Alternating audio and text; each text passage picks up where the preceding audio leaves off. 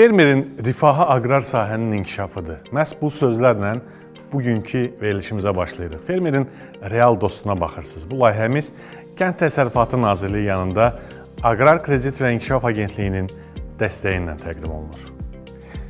Bugün çox maraqlı və faydalı bir mövzudan danışacağıq, amma əvvəlcə aqro xəbərləri izləyək. İşğaldan azad edilmiş ərazilərdə torpaqların sakinlərə icarəyə verilməsi ilə bağlı həyata keçirilən tədbirlər çərçivəsində Kənd Təsərrüfatı Nazirliyinin nümayəndə heyəti Xocalı, Ağdərə, Zəngilan və Cəbrayıl rayonlarına səfər edib.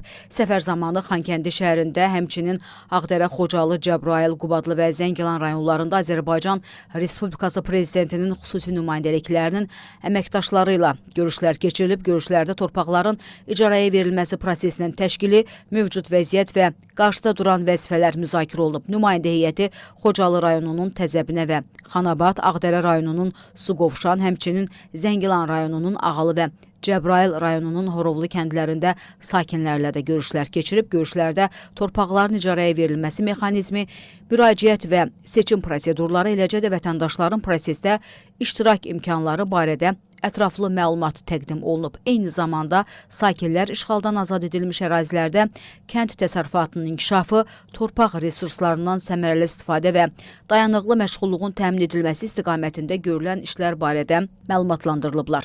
Torpaq sahələrindən istifadə, təsərrüfat fəaliyyətinin təşkili və dövlət dəstəyi mexanizmləri ilə bağlı fikir mübadiləsi aparılıb. Görüşlər zamanı təqdimatlar keçirilib, sakinlərin sualları cavablandırılıb və təklifləri qeyd alınıb.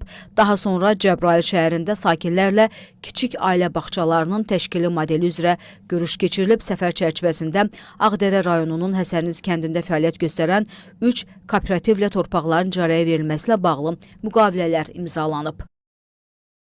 Azərbaycan Sığorta Fondu qarğıdalı sahələr üzrə fermer və təsərrüfatlara indiyədək 777 min manat ödənişlər həyata keçirib və bu ödənişlər hər gün artmaqdadır. Qarğıdalı sahələr üzrə ödənişlərin əsas hissəsi Balakən, Tovuz, Ağsu, Hacıqabul və Ağcabədi rayonlarında həyata keçirilib.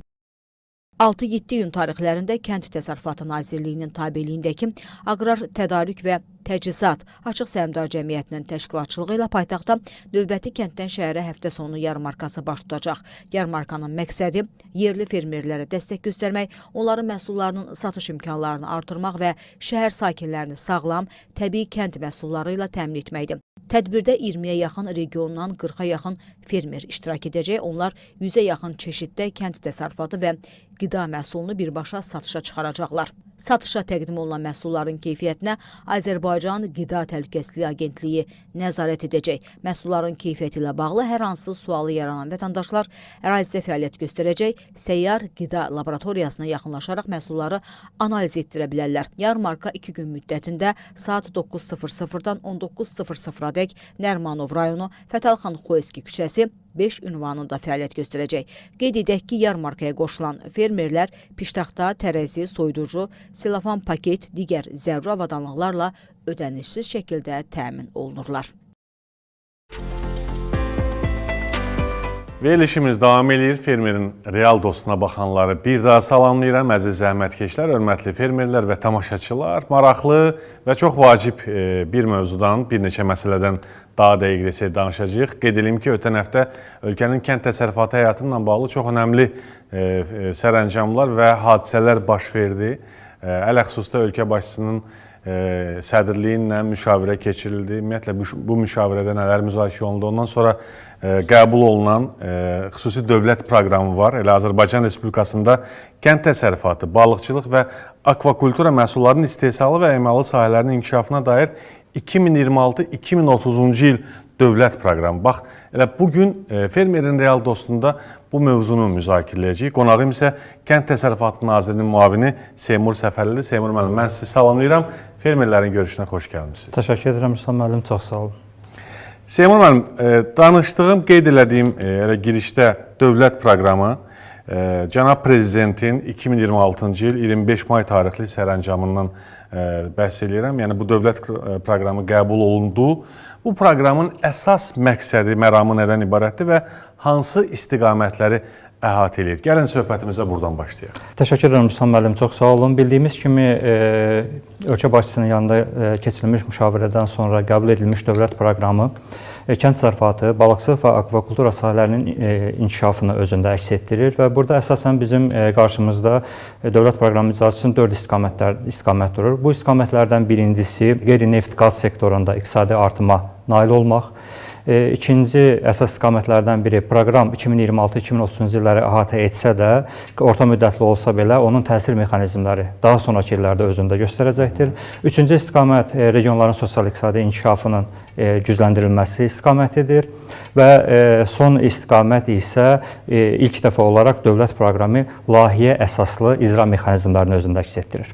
Və proqramda əsas istiqamətlərdən biri resurs səmərəli kənd təsərrüfatının inkişaf etdirilməsi, ikinci istiqamət daha dəyərli kənd təsərrüfatı sahələrinin, xüsusilə bağçılıq, istixana, yüksək dəyər verən əlavə bitkilərin əkin sahələrinin genişləndirilməsi, məhsuldarlığının artırılması, üçüncü istiqamət logistika və ixrac imkanlarının genişləndirilməsi və bazarlara, daha geniş bazarlara çıxış imkanlarının müəyyən olunması, daha sonraki istiqamətlərdən biri isə kənd təsərrüfatında daha yüksək dəyər yaradan əkin sahələrini genişləndirməklə və ixrac potensialının artırılmasına ibarətdir. 4 illik proqram çərçivəsində hansı tədbirlər planı var və nələr hədəf olaraq qarşıya qoyulub?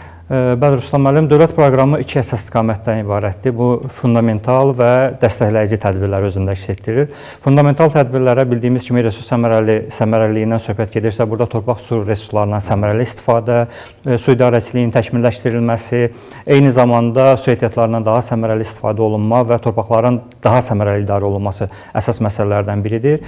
Eyni zamanda mahsul suvarma infrastrukturunun genişləndirilməsi ilə yanaşı intensiv bağçılıq və heyvandarlıq genişləndirilməsi proqramda öz əksini tapmışdır. Çünki bildiyimiz kimi artıq əkin sahələrini və heyvanların baş sayını artırmaqla iqtisadi artıma nail olmaq mümkün deyil. Bu da intensiv təsərrüfatçılığı, intensiv heyvandarlıq və bitkiçilik təsərrüfatlarının genişləndirilməsini təklif edir. Yəni ekstensivdən daha çox intensiv əkinçiliyə keçməyimiz bir şərtdir. Yəni bizim bu son araşdırmalarımız da onu göstərir ki, intensiv əkinçilikdə perspektivlər daha çoxdur və əldə olunmuş nəticələr daha yüksəkdir və ona görə də ekstensiv əkinçilikdən və heyvandarlıqdan intensiv əkinçilik və heyvandarlığa keçid əsas istiqamətlərdən biridir. Bu istiqamətdə təşviq də çoxdur, subsidiyalar, xüsusən qeyd eləmək olar, intensiv bağçılıqla bağlı nəzərdə tuturam xüsusən. Bəli, həmçinin intensiv bağçılıq və istixana təsərrüfatlarının genişləndirilməsi proqramın əsas layihələrindən biridir. Heyvandarlıqda bildiyimiz kimi əvvəlki dövlət proqramlarında və əvvəlki subsidiya mexanizmlərində böyük hissə bitkiçiliyin üzərində subsidiyalar formalaşırdısa,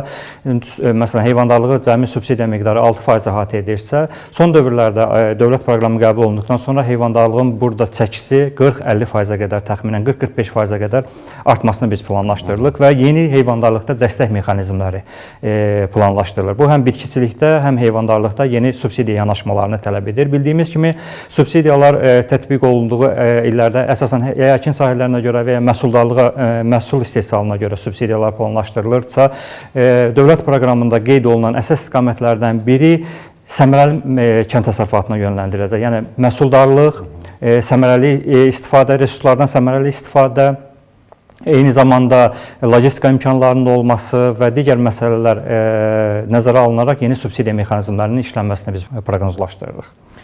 Mən elə əslində növbəti sual kimi deyəcəkdim, Seymur müəllim, cənab prezidentin sədrliyi ilə keçirilən o həmin müşavirədə ölkə başçısı kənd təsərrüfatının inkişafı istiqamətlərində subsidiyanın vacibliyini də özü vurğuladı. Bu mənada yəqin ki, Kənd Təsərrüfatı Nazirliyi də bu siyasəti ölkədə idarə edən və həyata keçirən dövlət siyasətini aparan əsas qurum olaraq bu mənada yeni subsidiya mexanizmləri, yeni güzəştləri tətbiq edəcək. Bax, bununla bağlı istərdim ki, fermerin real dostuna baxanlara bəlkə müəyyən demək istədiyiniz hansısa bir anonslar var ki, yeni nələri gözləsin bizim zəhmətkeşlər?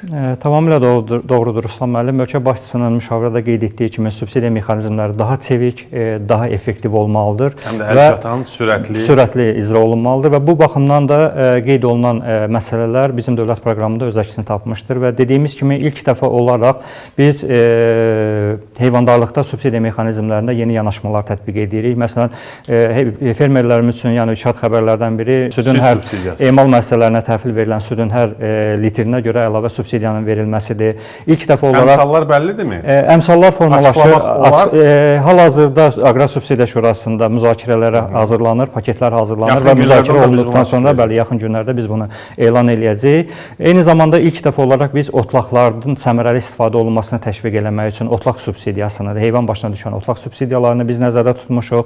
Eyni zamanda heyvandarlıqda bildiyimiz kimi emal müəssisələrinin dəstəklənməsi də bizim üçün kifayət qədər böyük əhəmiyyət daşıyır. Çünki emal müəssisələri olduqda bu dəyər zəncirinin formalaşmasına, məhsulun daha effektiv və formada həll olunmasına, prosesingdən keçməsinə və sonda isə ixrac olunmasına bir təkan verəcəkdir və buna görə də emal müəssisələrinin dəstəklənməsi və eyni zamanda bildiyimiz kimi iki bitki üzrə Kənd Təsərrüfatı Nazirliyinin qarşısında pambıqçılıqda və taxılçılıqda məhsuldarlığın artırılması biz nəzərdə tuturuq və bunun üçün də eyni zamanda ərzaqlı buğda və fermerlərimiz üçün bir şad xəbər də deyə bilərik ki, lazer hamarlama, suvarmanın effektivliyini artırmaq üçün lazer hamarlamadan istifadə edilən fermerlər üçün hər hektara görə subsidiya nəzərdə tutulmuşdur. Eyni zamanda həmən sahələrdə istehsal olunmuş məhsulu dəyirmanlara təhvil verdiyi halda əlavə hər tona görə ərzaqlı buğdada olduğu kimi həmən fermerlərə də biz subsidiya mexanizmlərini bir planlayırıq.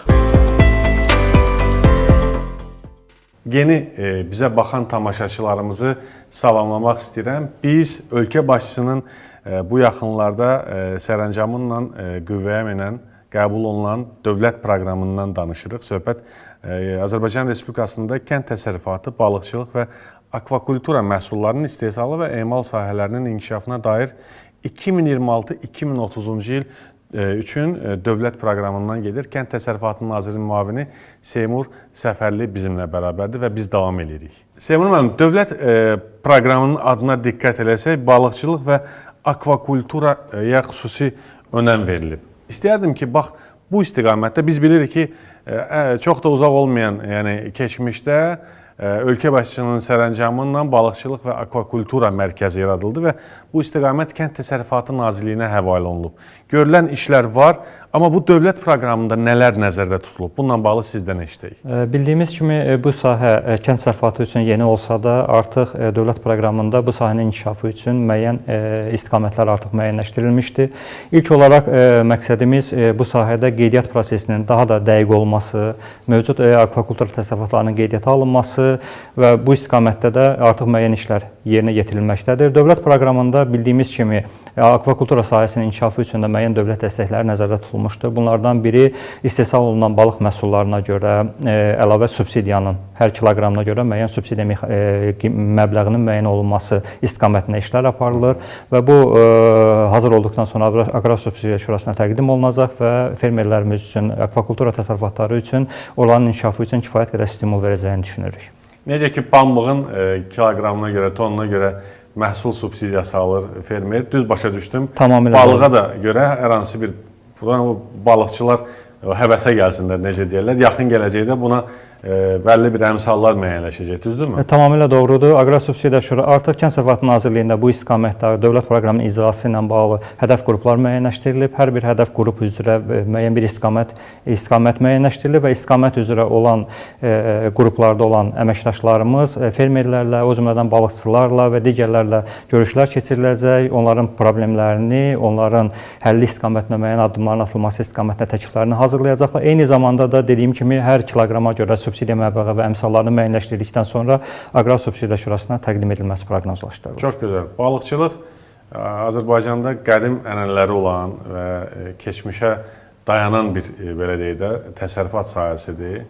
Eyni zamanda da balıqçılarımız bizim bugün də bu sahəyə töhfə verməyə hazırdılar. Dövlətin isə dəstəyi iki qat həvəsə gətirəcək, necə deyirlər, bu sahənin adamlarını. Odur ki, yalnız və yalnız gözləmək qalır. Bir qısa müddətdən sonra yəqin ki, bu istiqamətdə də açıqlanacaq. 2026-30-cu illər üçün dövlət proqramının icrası hansı nəticələri vəd edir və gözləntilər nələrdir? İstəyərdim ki, biraz da bundan danışın. Kənd təsərrüfatı resurslardan və infrastrukturdan asılı olan bir sahədir və bu sahənin inkişafı üçün bazanın, təməlin doğru qoyulması gələcək inkişafın əsas istiqamətlərindən biridir və biz də ilk öncə təməldən başlamaq istəyirik və bu təməlin düzgün qoyulması qeyd etdiyimiz kimi proqram orta müddətli olsa da onun təsir mexanizmləri 2030-dan sonra ölkə iqtisadiyyatına daha çox dəyər verəcəyini düşünürük və hesablamalarımız da bunun üzərindədir.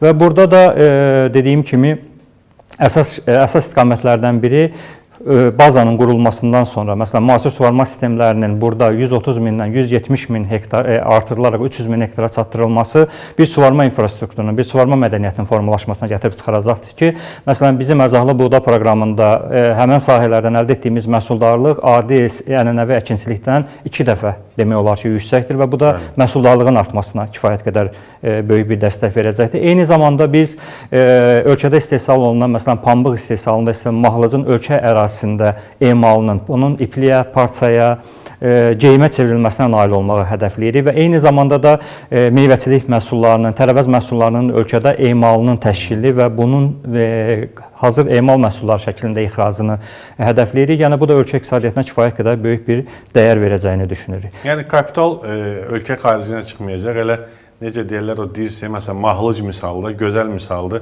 Misal üçün biz mahlıcı xaricə satmaqdansa onu ölkədə o dəyər zəncirinin növbəti mərhələsi kimi emal edən zavodları və ya müəssisələri inşa eləsək və buna da dediyiniz kimi, qeyd edildiyiniz kimi artıq kənd təsərrüfatı prizmasından yanaşsaq dövlət dəstəyi artırılacaq. Bu artıq belə deyək də ciddi şəkildə həm də sosial rifah nöqteyi nəzərindən regionların inkişafına bir təkan verəcək.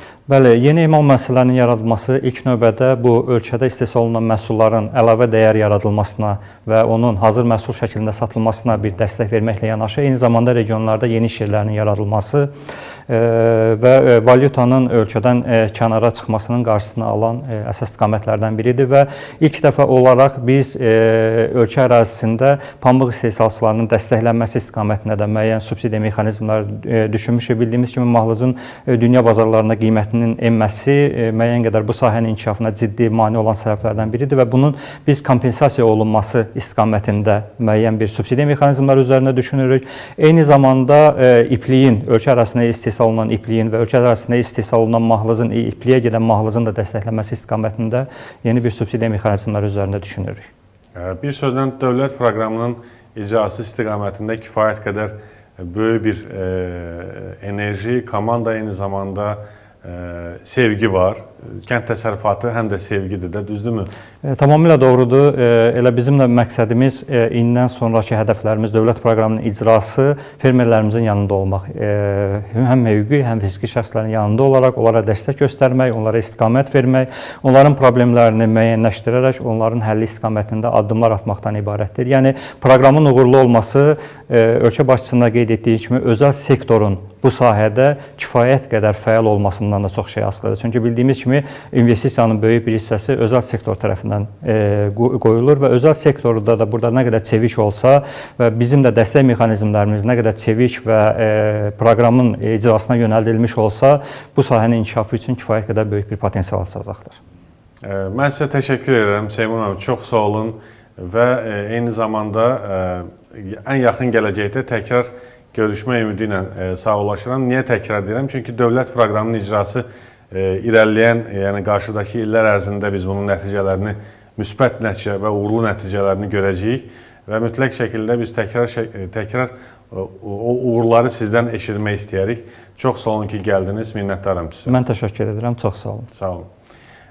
Hörmətli zəhmətkeşlər, əziz fermerlər, qeyd etdiyimiz kimi mövzudan da bildiyiniz çox vacib, önəmli bir məsələni müzakirə edirdik. Azərbaycan Respublikasında kənd təsərrüfatı, balıqçılıq və akvakultura məhsullarının istehsalı və emalı sahələrinin inkişafına dair 2026-2030-cu illər dövlət proqramı qəbul olundu ölkə başçısının sərəncamından və bununla bağlı Kənd Təsərrüfatı Nazirinin müavini Seymur Səfərli fermerlərin qonağı idi. Gələn həftə eyni vaxtda fermerin real dostunda görüşəcəyik. Hələlik.